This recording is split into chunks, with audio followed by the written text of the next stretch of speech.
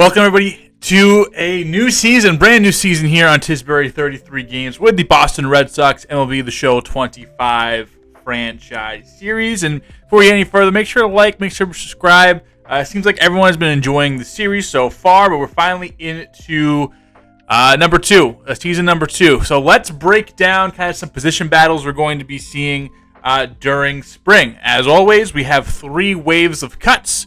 If we take a look at the calendar, first wave of cuts usually comes around the, let's see, if we start on the 22nd, we'll probably bring it all the way to the 7th. So the first 2 weeks, we see who's playing. Really, these first cuts are guys who are never really going to make the team or guys who are really struggling. But really only 1 or 2 guys get cut at this stage. Then the real big cuts happen this week. And I'm going to make the 17th, I'm going to make the 14th that cut date. And this is where we put in most of the starters, as with spring training being kind of the way it is. I like to play my bench guys for the first half of spring training, the starters the second half of spring training, and then so on and so forth. This gets everybody enough at bats. This gets enough time to kind of see what's going on, enough time for me to play around and see these position battles that we're going to be talking about on who's doing what. So first wave of cuts are the 7th, second wave of cuts are the 14th, and then the roster finally gets finalized throughout these next 10 days after that. Enough time for the real starters to get a couple starts in, but let's first check out who the battles we are looking at. Actually, before we do that, as always, let's take a look at our top prospects heading into 2026. All right, we're kind of going to go a little bit quick. We'll spend a little more time on the new players that we have added. But Nelly Taylor comes in here at number 15 this year. More contact bat, but good plate discipline as well. Really good glove, really fast. This is a guy that could potentially be a bench bat for us down the line. A really good fielder. In real life, a guy that a lot of people are tabbing as that next potential breakout guy in the Boston Red Sox farm system. Nelly Taylor comes in number 15. Next up is Hedbert Perez, the guy we got from our trade with Milwaukee for Aroldis Chapman. Looks like a well-rounded bat, kind of in the same vein of Nelly Taylor, more toolsy than anything.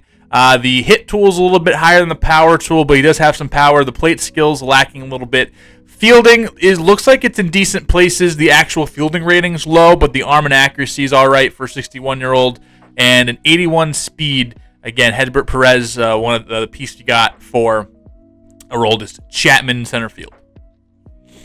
Yoelan Cespedes comes in a very rough 2025 for him in Double-A, just 19 years old. Maybe we start him off now that our system's a little more fleshed out, just in High A. Really is a contact and plate skills over power guy, and you see that in the vision, clutch, and the contact against the left. Really struggle against righties, and the power is in the mid-30s. Fielding's good. Not really touted much as a fielder. Second base is probably his long-term home, playing shortstop in real life at the moment. But if the bat can develop, someone that we might be able to tab as a potential bench guy or spot starter for us down the road. Number 12, Dick Fitz. Richard Fitz finally is going to really have a real chance to break camp with us this year. If you look at him, he has 2 more option years left. Just really that cup of coffee in 2024. Didn't use him at all in 2025. Let's see how much action he gets in 2026. The Ks are his highest thing, but really good control, real good break, real good velocity in a lot of his pitches. Upper 90s with the fastball, good slider sweeper combo, and a splitter to help keep hitters honest with that fastball. Can go deep in games. Had a good season AAA last year, just knocking on the door, and at any moment he can be donning the Red Sox B at any moment. Number 11, Connolly Early. Yeah, Connolly Early, one of the more high upside pitchers in our system, but also one of the lower floors. See that K and that walk per 9 rating. The K per 9 rating being up really shows a lot of potential for him, but that walk per 9 does need to come up in this game, especially guys with low walks per 9 do not simulate well. Connolly Early did have a real good season last year in Double-A, so hopefully that continues and he climbs up on our prospect board. And in the top 10, finally, Justinson Garcia. He is 67 overall on the 40-man roster. Fielding is in a real good spot. Speed in a real good spot. It's really just, is the bat going to develop a good vision rating, so he's not going to strike out a whole bunch. The power a little bit more than the contact. We'd like to see a real good year from him, boost those ratings up, and then hopefully next year he's playing for a bench outfield role for us. But the password, someone who can be real fun to use, and we'll see what his career with the Red Sox looks like at just 23 years old and a couple more option years left.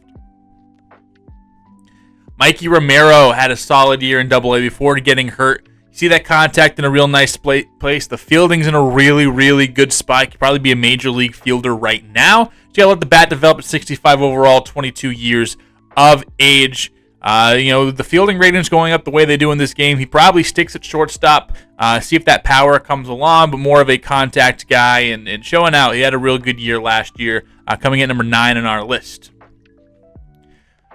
Number 8 is our first drafted player of last year, Colin Pennick, a 18-year-old with a two-seam changeup, slider, 12-6 sinker mix, so a lot of movement.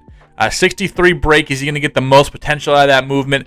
Basically a guy that can just has a rubber arm. We're going to start him off at single A, 18 years old, 55 overall. Anything can happen with this guy. It looks like the ratings are real low. He's not going to be at the show anytime soon. They have his estimated time of arrival at 2031. That makes a lot of sense.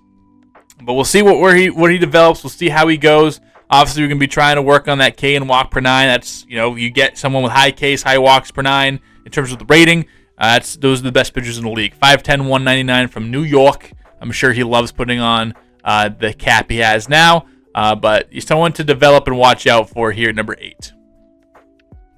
Bob Hernandez finally getting to some guys with some higher overall. Could probably field right now. With his arm being the way it is, maybe he's a second baseman. Super athletic guy, 5'9", 180. Took him in the 3rd round last year. However, the bat needs work. He's very durable, so he's going to get his at-bats, going to get his play appearances, the contact, the vision. He's a fielder first guy, 22 years old. We probably won't see him till, it says 2028. We'll see if that B potential helps him rise a bit. 56 overall. I would probably say maybe another year or two of that original 2028 diagnosis. But Bob Hernandez is a guy that, we're getting athletes. We're getting shortstops. We can move them around if we need to. But a guy at the point of the draft, we kind of had everyone else off our board. So this is kind of what we got to choose. But if he develops the way we think he can develop, I think he'll be just fine. Number 6, and of the future star from last year, Antonio Anderson. Hitting is actually in a pretty good spot in the 40s at this overall. The fielding's in a really good spot in the 70s, probably a major league fielder at this moment.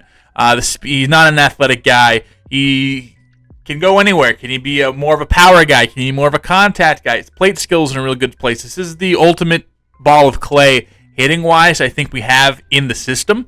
Where is that going to go? He's only a C potential. He only has X amount more ratings to jump up unless he has a really good year. A switch hitter righty, playing third base for us.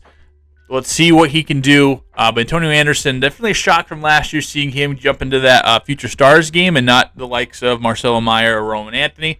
But yeah, Antonio Anderson, a guy to watch out for. They're telling me 2027 next year potentially is his call-up date. Probably a little bit farther away, just the way our team is constructed at the moment. But maybe a trade chip potentially too. We'll see what Antonio Anderson does. We're probably going to have him in Double A this year and getting some real good at-bats. Top five, and Luis Perales, one of these guys who potentially could be Major League ready soon. 22 years old. Just a really well-rounded pitcher. One of the best pitching prospects, the best pitching prospect the Red Sox have in real life, and probably would be more close to a top 100 prospect if it weren't for Tommy John surgery finished last year. But finally healthy. Velocity is in a good spot. Mid-90s four-seamer. And the changeup has a nice 10-mile-per-hour drop off of it. The sweeper and the curveball aren't thrown too hard. So that fastball plays up a little bit as well, which is nice. Luis Perales, a guy he develops the right way, could be in the back end of our rotation pretty soon, especially with a lot of these one-year deals we're throwing out. Jordan Montgomery, Tony Gonsolin, all that stuff. So if one of those guys falls and we have to DFA him, Perales and Fitz are kind of the first two we're looking at in case that happens. Mark Hayashi, our second-round pick last year. Really excited for him. This guy seems like the ultimate sim pitcher. Not the biggest control, but he doesn't walk a whole bunch of guys. This is a very weird pitcher. 5'10", 170 from Japan. We're probably going to change his name from Mark to something a little more Japanese. But a 77 hits per nine, which is probably one of the best hits per nines we have in the entire organization. Not going to strike a whole bunch of guys out, but he's going to keep the ball in the yard, keep guys off first base for free, and with the hit per nine, you're going to really have to bloop them around to get to him. So Mark Hayashi, not the most exciting guy jumping off the page, but a guy that probably plays real well sim-wise. So we'll see how he develops, see how quick he is. 72 overall. He is close. He's probably big league ready right now. They say this year is his ETA. So, yeah, we'll see what happens with Mark Hayashi. Fastball, cutter, changeup, slider. So all those pitches play well off each other. See how well he does in the sim. Marcelo Meyer still has not broken prospect status, and he comes in number 3. So of the big 3, he's the guy. He came up in September. He's the guy that's going to have Rookie of the Year chances for us, and we'll talk about Marcelo Meyer and his role with the team this year coming up shortly. Good against righties. They actually had a good year against lefties. So a guy who, at the plate right now, is probably fringe major league ready. The fielding is in a decent spot. I'm fine having him be a shortstop or maybe even a second baseman, but obviously we know that both of those positions have some guys in it already. Has position versatility that he doesn't really have in real life. They've talked about putting him in the outfield, but I've really only seen him play second and third, but we'll leave it as is, I guess. And we know about Marcelo Meyer. It's a beaten horse at this point. Real good plate discipline, good contact, and good stuff against righties. How does he do against lefties? Can he stick in the field? We'll see, but doubles machine upcoming. I think he's going to be really good. He had 5 doubles in 21 games last year. 5 of his 11 hits. 6 of his 11 hits were extra base hits, and he obviously struggled a bit, but it is what it is. I think we're going to have a real good year for Marcelo Meyer. Our first round pick, number 15 overall, Johnny Turner is our number 2 overall ranked prospect. Keeps the ball in the yard. Doesn't walk a whole bunch of guys. That hit per 9 rating's a little bit scary, but 90 stamina. Has decent velocity, decent break on most of his pitches. 4-seamer, sinker, slider, curveball. I think this is going to be a guy that is knocking on the door very, very, very soon. We'll keep him off the 40-man roster for now. If we have to stash him for a year, hopefully the year doesn't go like he did last year, and we're not calling him up in mid-June, and we can save him. But Johnny Turner, a guy that we can keep in the rotation for a while. He'll be fun to play with. And we'll see him in AAA definitely very, very soon once we do our big... I think we're going to do one big prospect video, kind of like what we did with the Marcelo Meyer, Christian Campbell, Roman Anthony video we did in Season 1. I'm going to make it a little bit bigger, basically do like a full-fledged episode on just the minor leagues all together, and then we'll check on them through the year. But Johnny Turner will definitely be the focal point of that video when that comes out later on in the year, or later on in this season, probably in a week or two. And then Dominique Elise is going to be our number 1 prospect, an 18-year-old, a potential catcher. He's going to be a whiles away, but we developed this kid right. He's going to be a backstop of the future, and it's very hard. I think this is definitely I think in all the years playing the show, the first A potential catcher I've drafted. I've drafted some like low to mid B potential guys, but this kid could be the real deal Holyfield. The fielding already is in a pretty decent spot. The blocking reaction rating is great. Not going to be an athlete, that's fine. What does he do with the bat? That's going to make or break how good is he going to be. Is he going to be an all right offensive catcher that we hit like 7th or 8th or 9th, but is really good defensively? I think he's going to be really good defensively. Or is he going to be a guy that we think about extending for a long time and being one of the premier catchers in the league? I mean, he has about 40 points to go. Where do those points go into? Either way, it's going to be fun, and that is going to be our top 15 prospects in our organization. If we check how they rank top 100, Dominique Elise is going to be the number 3 prospect in all of baseball. Matt Pearson, the number 1 prospect, a 3rd-round pick for Atlanta last year, and then Richie Springer, a 1st-round pick from last year, a big power guy for third base for Philadelphia, is number 3. Sebastian Walcott, real player in real life. He is with the Rangers. Andrew Painter, he's about ready to go with the Phillies. Randall Kramer, first-round pick last year, high power, good field, good speed, probably major league rated right now with the Blue Jays. Number 6, excuse me for hiccuping. Turner at 7. Adrian Bautista, he's a potential closing relief prospect for Washington. Carson Williams at number 9 for Tampa Bay. And then Leodis DeVries, who I'm going to have to move back down to 18 years old because he is 17 in real life. You can't go that low, so I'm going to give him one more year to develop. He's number 10. For the rest of our guys, we have Marcelo Meyer at 17. So we have 3 already in the top 20. Mark Hayashi is number 39, so 4 in the top 40 for overall prospects. And then is that it? Are we kind of top heavy this year? It looks like we are. So that's going to be your top, how we do in the top 100 prospects. And then number 2 starting pitcher, the number 13 starting pitcher, number 3. No. I don't think we have any relief pitchers in the top 20. No closers. The number 1 catcher in all of baseball, and Dominic Lees ahead of Leland Friedenberg, who probably has a better chance of developing really nice. Will never be a power bat, but contact right now. This is the guy we wanted. But I guess we struck gold in Lees as only 7 overall difference, but 3 years younger as well, so that helps. No other catchers for us. First base, I don't think we have anybody. Blaze Jordan, number 15th first baseman in the league. So that's cool. Roger Crawford, potentially be a two-way player there. I do know that. Second base, do we have anybody here? We have Yoelan Cespedes, number 20 overall second baseman in the league. Antonio Anderson, the 10th third baseman. Shortstop, Marcelo Meyer is 4. No one else behind him. Left field, nobody. Center field, nobody. And right field, we have Justinson Garcia. So we got to bump up our outfield a little bit. And that is going to be our prospects. Now let's jump into position battles before we jump into some games here. First position battle comes starting pitcher-wise.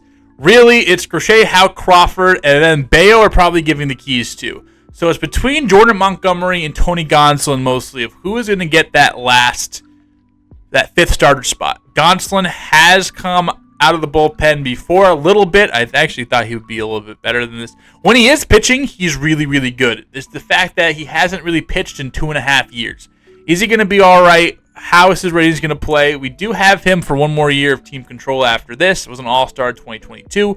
So it's Gonsolin versus Jordan Montgomery, the guy everybody wanted. It was such a shame that he never signed with the Red Sox, but has had did not have a really, really good first impression with Arizona.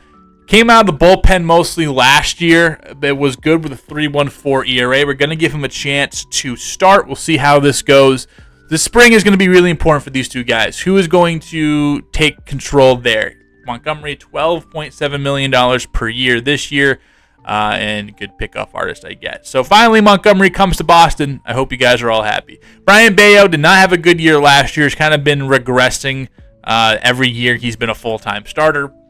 So we're going to give him the 5th spot, 4th spot, but with a short leash. If Bayo can't pull it together, we pull him into the bullpen. Fitz, Priester, Penrod, Perales, Dobbins, all guys who will be in Major League camp, will be getting some innings here and there, but not really more outsiders of the competition. Unless they blow me away and these guys absolutely choke, most likely these guys start the year in Worcester. Relief pitcher. We usually keep 1 closer, 7 relievers, 5 starters. That makes 13. So we got 1, 2, 3, 4, basically 8 relievers. 1, 2, we keep an extra starter. I'm doing this math in my head. 7 relievers. 1, 2, 3, 4, 5, 6, 7. So we have 7 spots. 8, 9, 10, 11. 11 guys. We'll see who the leaders are. Right now, it's really Leclerc, Slayton, and then Whitlock for who's going to be the closer, potentially. And then the rest of these guys are battling off for bullpen spots. We will keep an eye on that as we go. Criswell intrigues me. I think we also have Sean Newcomb down here who intrigues me. We have him for 2 more years as a B potential. We'll see if he can rise up the ranks here, but not on the 40-man roster. That is A-OK. But yeah, Sean Newcomb jumped up to a B potential, so we'll kind of stash him down here. That's fine. Catcher is pretty much set in stone. It's going to be these two. We'll see if Narvaez has a good year. First base, no. Second base, kinda. Hamilton's a real good player. I think it sucks having him on the bench. Last year, 45 games, hit a 743 OPS and 9 stolen bases in that time. I like to get him in, but obviously Christian Campbell's the guy we have dedicated our future to, and he, of the big three, definitely had the best showing in 45 games last season. It's going to be Campbell unless it's not, basically, if you get what I'm saying. Vaughn Grissom and Nick Sogard's kind of take themselves out of this race. Romy Gonzalez is also going to be playing for this bench role. Really good against lefties. He probably has a step up just due to his position flexibility, and we can kind of move him all around. If someone gets hurt, he can jump in there. But second base is going to be a decent battle between Hamilton and Christian Campbell. Third base, we know Devers is DH, and we know Bregman's going to be our third baseman. That's okay. Shortstop's going to be interesting. We have 3 guys here, really 2. It's Trevor Story. He's getting $23 million the next 3 years. Benching him seems silly, but also Marcelo Meyer's ready right now. And there's no other place on the diamond that he fits. It's either shortstop or not. Do we start him off in AAA? I wouldn't want to, but how do we play these guys? Do we go Marcelo against righties, Story against lefties? That's probably what we're going to start out with. And then Rodolfo Castro, look at those numbers against lefties, why we signed him. With another option year for him, he probably has a little bit less in the race against Romy Gonzalez, but a guy we like. Obviously, we like to have those lefties, especially if we start Meyer and then have to switch him out. Castro can come in and do work there. So there's a battle here at shortstop between Story and Meyer. Ultimately, I think they split time. Duran in the outfield, Raphael in the outfield, and then Abreu, Anthony. My initial thought was potentially moving Ceddanne Rafaela to the bench, moving Jarren Duran to center field, and then against righties, have Abreu and Anthony in there. Then against lefties, Abreu out, Ceddanne Rafaela back in, and play it as is. I say that, I looked at it a little bit. I don't like how the handedness kind of works out. And then Ceddanne Rafaela is that is the best fielding center fielder other than 2 players in the entire game. Kind of want him in. We've kind of decided that he's going to be our center fielder for a bit. Worst case scenario, we can make that switch towards the year if he has another year with the bat like this, but was still a positive player, was still a real good player, dropped the strikeout rate a whole bunch, moved the walk rate up a little bit. So we'll see if he can make those necessary adjustments, but those are kind of the position battles we're going to be looking at. So let's get into it. Let's talk about it a little bit. Before we get to our first round of cuts, looks like Alex Call, one of the depth outfielders we signed, good against lefties, good discipline, can walk a bunch. Really like him. Figured he'd stay in the minors for at least 1 season. He will be out for the rest of spring and for most of the first month of the season with a fractured arm. 1 to 2 months. We'll throw him on the 10-day IL. Also, for those who remembered that we went around and did the manual injuries for pitchers, I'm actually, now that this reminds me to go back and add some injuries. Isaiah Campbell did retire, so don't have to worry about him. But wherever Brennan Bernardino ended up, Aaron Zavara and Dylan Lee, they're going to go and be put on the IL for a couple months. So, all right, we'll continue in just a second. All right, we've come to March 7th, which means that we are going to make our first wave of cuts. Let's kind of check out the roster, see who's been doing what, and kind of check in on these battles. Obviously, the starters haven't really been playing. Tony Gonsolin has gone real nice in his 15 innings of work, 2.40 ERA. Jordan Montgomery on the other side, not so much. Already starting off, looks like Gonsolin might be winning that 5th starter role. Some of the guys in here battling: Richard Fitz, 2.25 ERA. Quinn Priester, 4.09 ERA.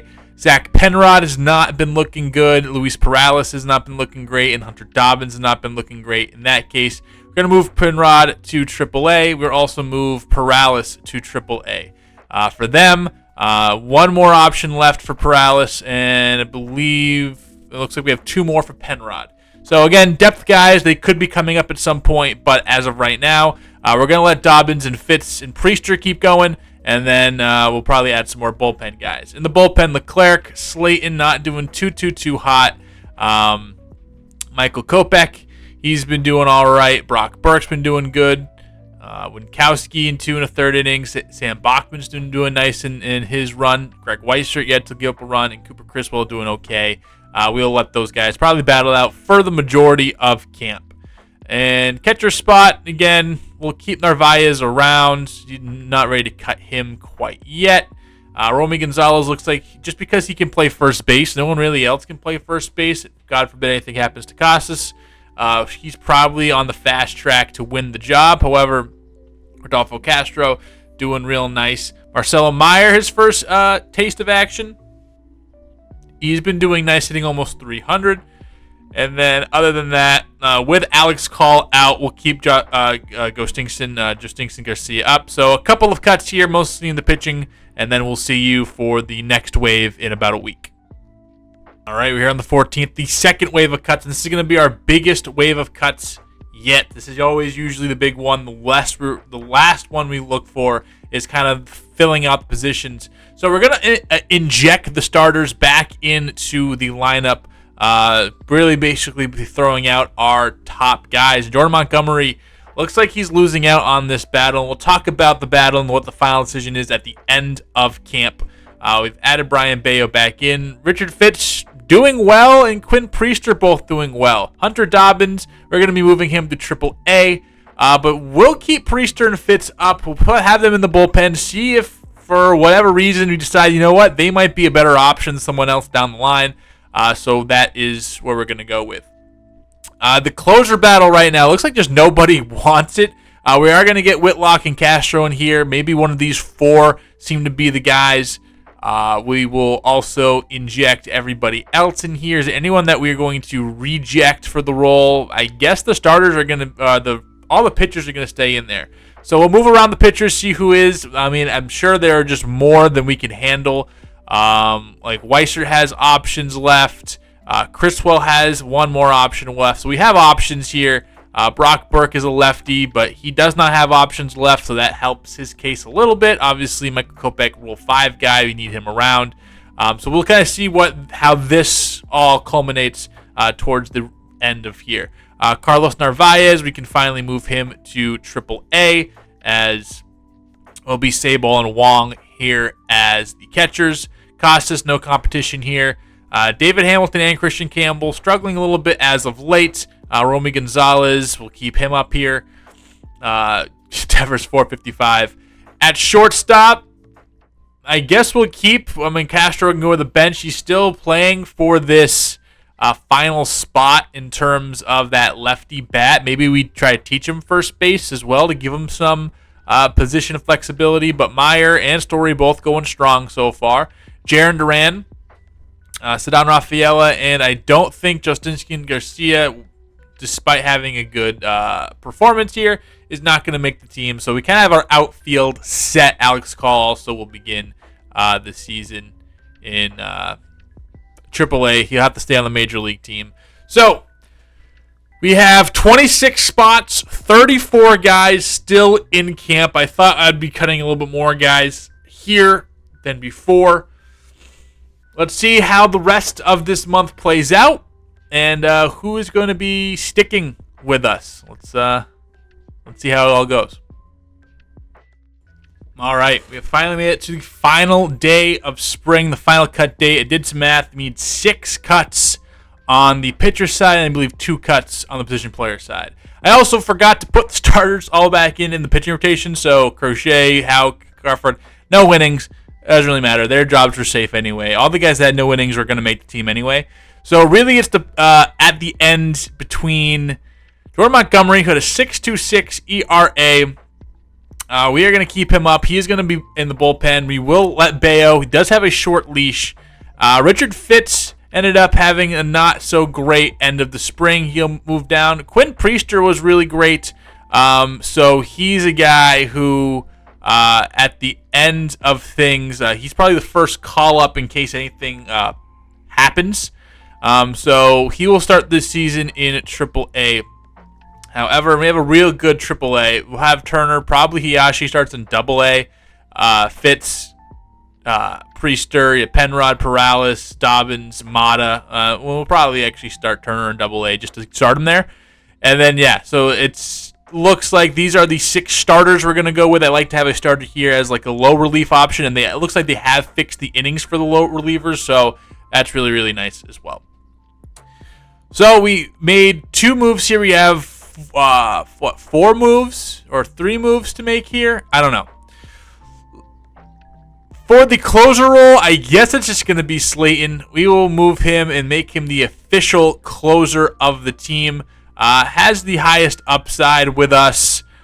He saved 23 games last year. I mean, Leclerc didn't really have anything terrible. So we have 6, 7, 8, 9, 10, 11, 12, 13. So 1, 2, 3, 4, 5, 6 guys have to make it. Leclerc's going to make it, Whitlock, Castro, and Kopech.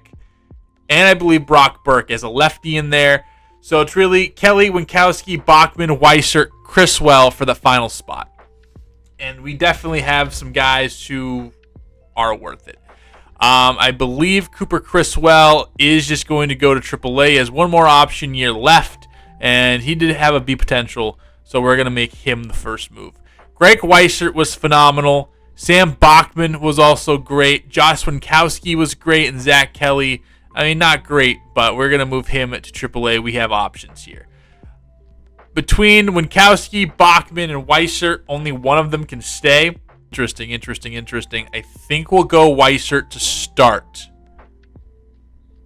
Just make sure. 1, 2, 3, 4, 5, 6, 7, 8, 9, 10, 11, 12, 13, 14. Yep, so we need one more to go. I believe we'll start Weissert, but again, these guys are flexible. They'll be up and they'll be down, especially with in this range right here. I think these are all major league guys potentially for us, especially in the bullpen, how the ratings are in the bullpen.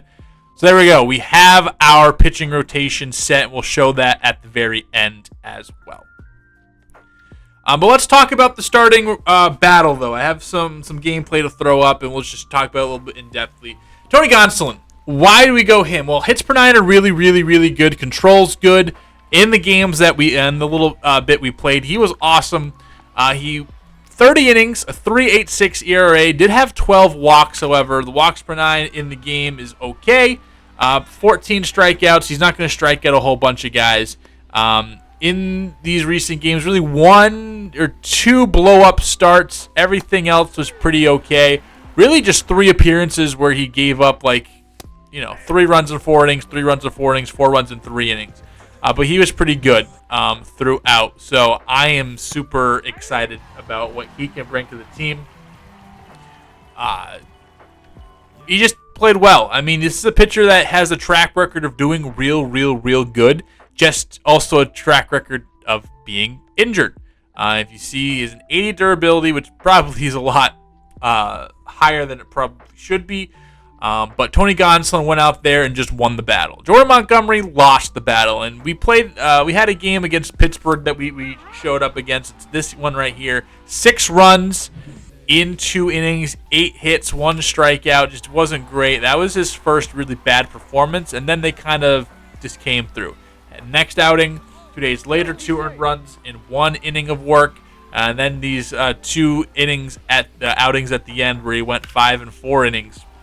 Giving up multiple runs, just didn't really have it. We will have him in the bullpen. We do like where his walks per 9 rating and his home runs per 9 inning, but the hits per 9, this is a spot starter. This is a guy that, all right, we're down or up by 12. We need a new pitcher in the 5th. Just go get us some innings, and we're going to ask him to be that guy for us. So Jordan Montgomery is going to be moving to the bullpen. We will have Tony Gonsolin starting in the rotation. I think that works. I think all parties involved happy.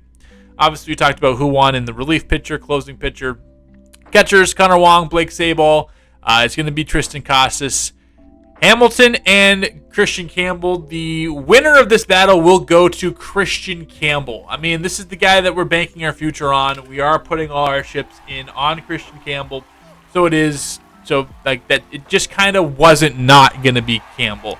Overall, well-rounded bat. Fielding's getting there. A good athlete. We just think this guy is going to be a stud. Last year, out of the big three when they got called up, he had the best OPS at a 6.97 OPS in that time. Has position versatility, so if we do have to move stuff around, especially late in games, we can do that with him. And didn't have the best of spring. Just one home run, which we saw, 11 RBI, a 235 average. Not terrible, not fantastic, but Christian Campbell will be our opening day second baseman. David Hamilton. Didn't have the best of spring, 214 average. Did have a home run, a steal, 9 RBI, 6 runs. We like where his contact is, especially against righties. He's a guy that can come in and bat against righties if needed. I think the plate skills are there. The fielding is good, and the speed, obviously, is a weapon on the bench. That he's going to have a role on this team. Is he maybe a trade chip in the offseason? I think he's too good to be a bench guy, but he's also not going to be a starter here. So David Hamilton, definitely a guy we could potentially look at flipping at some point in the future. Romy Gonzalez is also probably going to make the team just because he can play first base. And that only leaves Rodolfo Castro here. He is probably going to go to AAA. And we do have that extra guy, which is Alex Call, who will be moved down once he is off the shelf in the first week or two of the season. But let's talk about shortstop. Trevor Story, Marcelo Meyer. Both of them had their ups, both of them had their downs. 2 home runs for Meyer, 2 home runs for Story. Meyer had a way more time. We're going to play him against righties. We're going to play Story against lefties. Right now, Meyer, the only one with rookie eligibility left of the big three. So this is our guy that could potentially get that prospect incentive. Had a real tough end to the year in the last, 7 games. He only had 1 hit. So didn't really hit too well, and then was coming off a pretty good hot streak in the middle of the month. But Meyer, I think he's ready to go. I mean, he can hit righties really well, has good plate skills. We think we can get him on base, and then has the fielding where I think he can stick at shortstop. Story right now, obviously the fielding's good, the athleticism is good, but just the bat's around the same as Meyer. So it's like, and obviously Meyer, someone that we're investing a lot in the future. Story, the propensity to get hurt. But also is making $23 million a year, so we can't just not play him. So I guess Story against lefties, Meyer against righties seems to be the play here. Castro we go down in Triple A. Duran obviously making the team. Rafaela on the team. And now here's the other situation: do we play Anthony Abreu Duran, or do we play Anthony or Abreu? Abreu had the much better spring.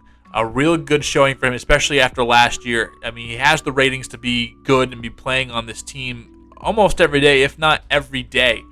And then Anthony, obviously, we want to move him. Also move the discipline up a little bit, just because that's what he's kind of known for. Real good against righties.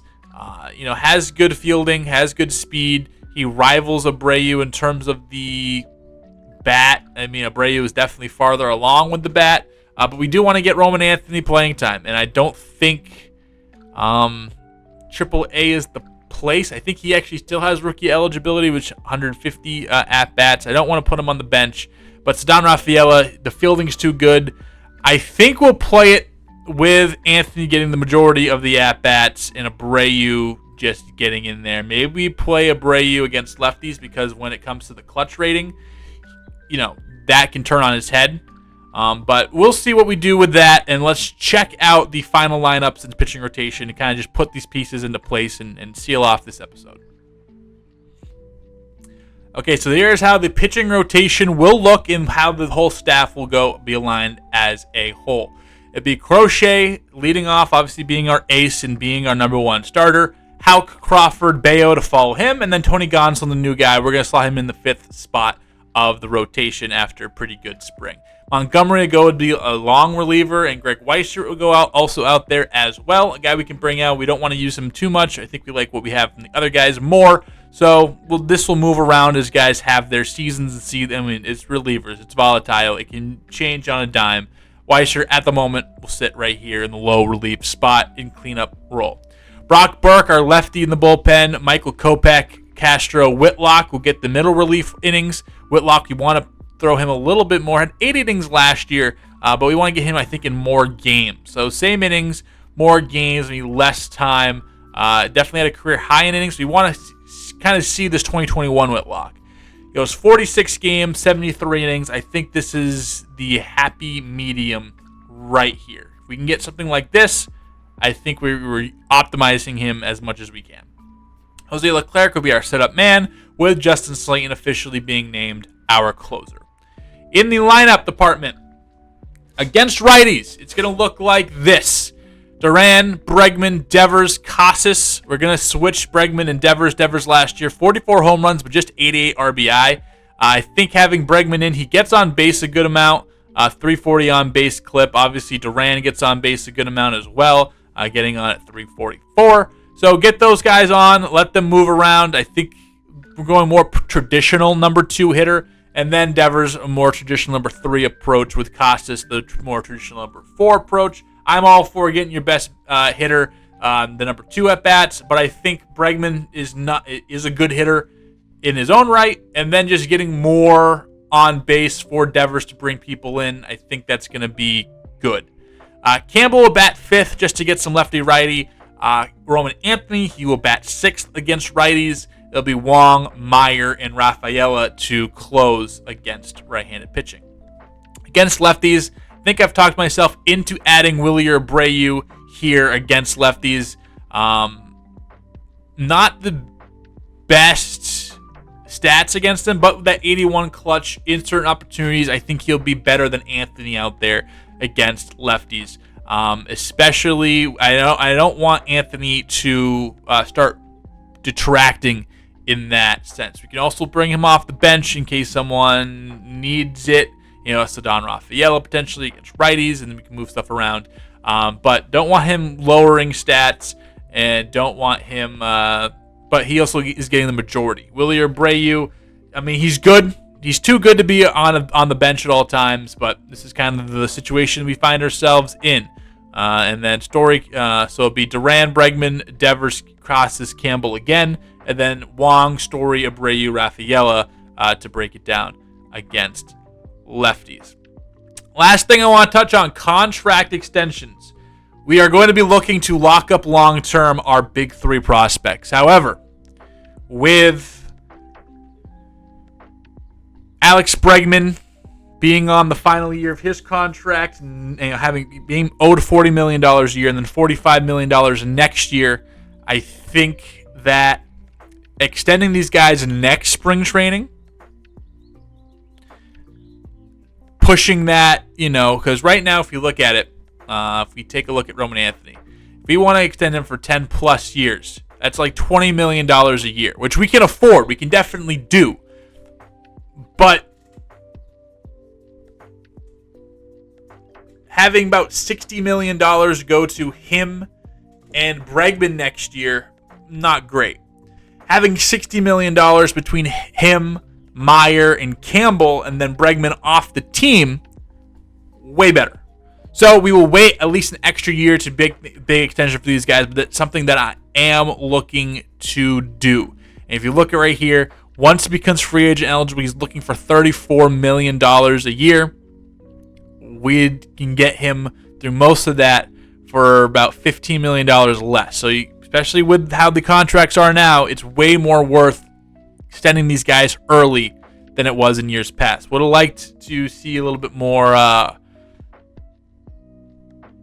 flexibility with the contracts, but that is what it's going to be. If we look at Christian Campbell, he is going to be looking for about $21 million. We can get him for about $13 million here. This would be a perfect contract. And then Marcelo Meyer, when he reaches free agency, he's going to be looking for about 23. So we can get him for about the same juice here.